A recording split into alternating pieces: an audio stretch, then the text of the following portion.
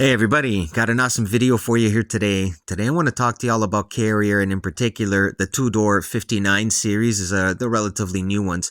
I came across this 3-burner Carrier here, and 2 were firing and one of the burners wasn't. You can see it's just like, burning, right? So obviously something's wrong. So I got to take out the manifold to see what's going on. The manifold is this kind of L-shaped thing here, kind of J-shaped thing.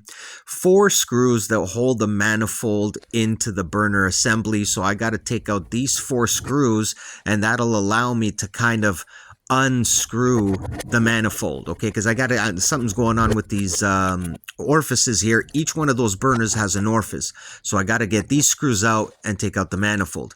Be real careful here. There's actually a ground wire that's connected to one of these screws. Once you take that out and you put the whole thing back together, you're going to have to put that ground wire right back where it was, okay? So over here, I'm getting these 4 screws out, right? And basically, you just got to get a pipe wrench right there, turn it down, and that'll pull the manifold down, okay? So here I got to inspect it. You can see the 3 orifices. There's one right there.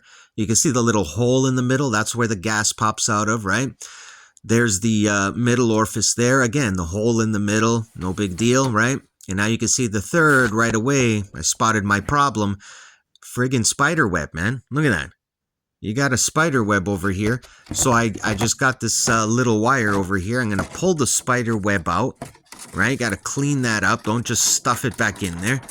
If there is something in there, you're not going to be able to get that out or whatever. Then just kind of poke it through, right? But over here, you can see cleared it out. So then I'm going to clean all that stuff off the orifice there, clean the burner assembly, and then put everything back to normal, okay? Again, we're going to get those 4 screws back on. You're going to want to make sure that you're getting that ground wire, okay? The ground wire is real important. You're going to pop those 4 screws back on, okay? And the ground wire, it goes first. Then you put the screw through, and that's going to hold onto the manifold there. As you're doing that, when you saddle the manifold, make sure that the orifices are in place inside the burner. Each burner has like a little hole where the orifice will saddle into, right? You got to make sure everything is just perfect the way it is, right? Everything is leveled and groovy. If you start putting it in and notice that the burners are kind of off, or one of them looks off than the other 2, you gotta fix that, okay? Now, everything looked good. I inspected it before I turned the furnace on. Everything looks good. So now we're going to turn it on, and I'm going to see how it's going to fire. The first 2 on the left were firing fine, and the 3rd one, which is the one on the right, was not firing properly. So we're going to check that now.